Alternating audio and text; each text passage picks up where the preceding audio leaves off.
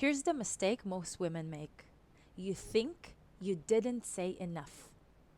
Truth is, you didn't say what actually mattered. If you're a woman who's done with that hollow feeling of leaving a conversation, wishing you'd been real instead of being smooth, and you're finally ready to speak up in the moments that it would have been easier not to, this video is for you.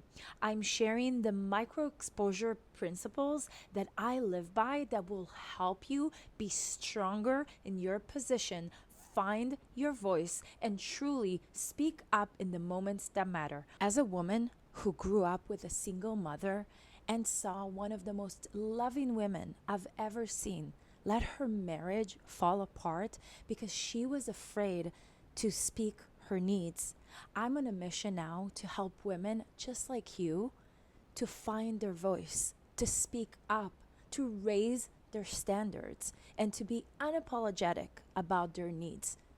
No one's needs deserve to be unheard. Here's the mistake most women make. You think you didn't say enough. Truth is, you didn't say what actually mattered. And if we're being honest, you usually know exactly what that was, because you don't walk away from conversations feeling confused. You walk away knowing exactly where you held back. You give just enough to be understood, but not enough to fully express yourself.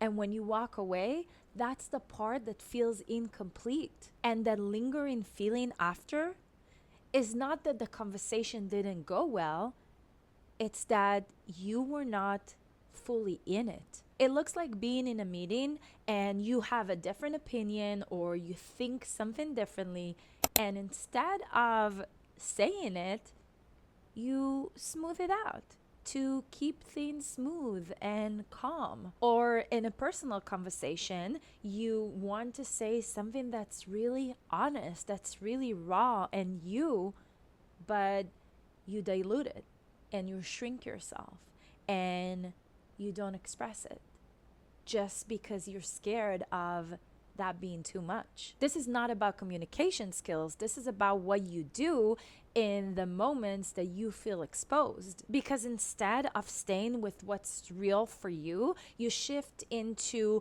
managing the other person, making sure the interaction is smooth, making sure nothing feels uncomfortable. And by doing it, you disconnect from yourself. So of course, you walk away feeling like something is missing.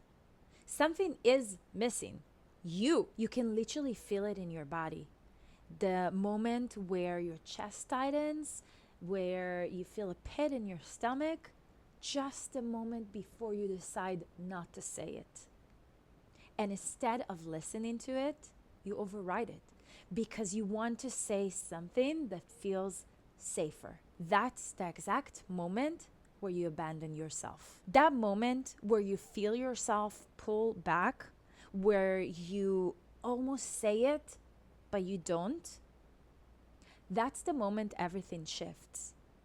Not externally, internally. Because every time you override it, you reinforce the pattern of abandoning yourself, of not standing by yourself in real time. And over time, that's what creates the disconnection from yourself.